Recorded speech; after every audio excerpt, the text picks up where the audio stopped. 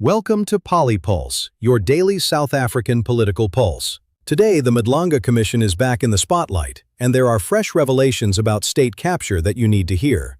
Stick with me for the breakdown. Here's what's happening. Click, like, and subscribe. Roll the clips. Madlanga Commission, We short serve them brief. with a subpoena. That subpoena can Today's only key be signed threads, arrests by of a senior DDPP. officers, bail conditions and appeal if a group points. does not have a DDPP, These jump cuts I skip the cannot see lag how and they're keep the going to be heat. able to proceed. Full that's context the on whole point Madlanga of a Today, prosecutor-led PoliPulse and Mzansi Pulse. investigation, that you need a senior prosecutor overseeing and guiding that investigation. That is true, Commissioner. That is true. So where that doesn't happen, what is the issue? 7. On my way to my office, I found colleagues in one of the offices discussing an arrest which IDEC had conducted the previous day, which was the 26th of June, 2025.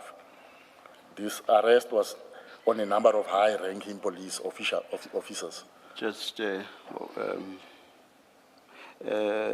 I'm thinking once an IDEC matter reaches the stage of an arrest, interest, and if it's concerned, why were you concerned at that point?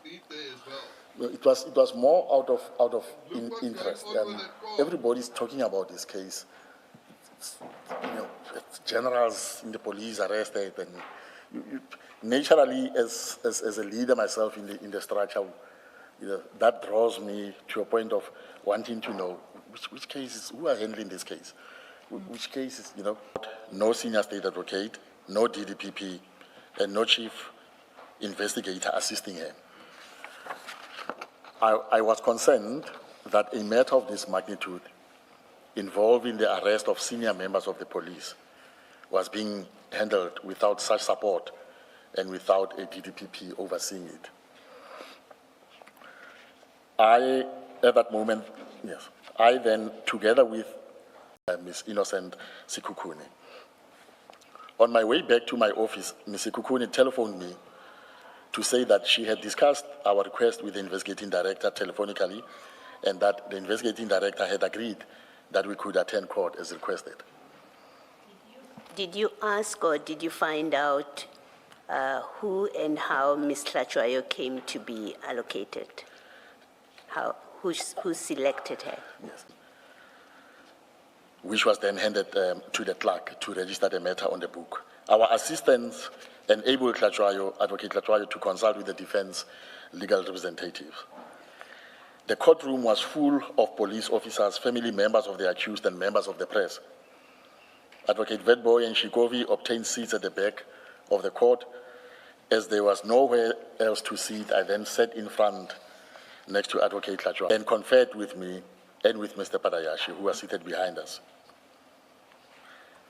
In the course of dealing with the bail application, Advocate Tlachwayo asked the court to impose a condition that the witnesses not be contacted or interviewed by the accused.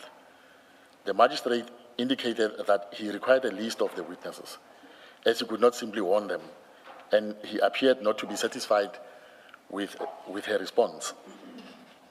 And Schedule 5 and Schedule 6, these are serious matters.